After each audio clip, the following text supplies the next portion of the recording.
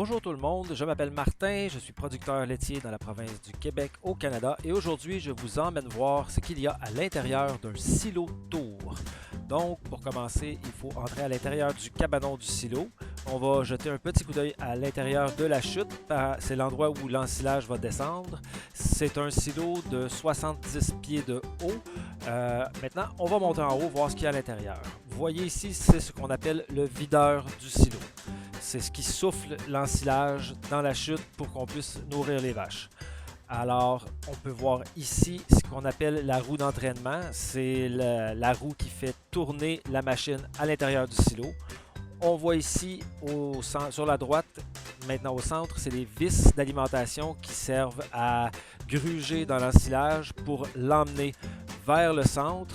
Au centre, on va trouver ce qu'on appelle le blower, le souffleur, qui va souffler l'ensilage.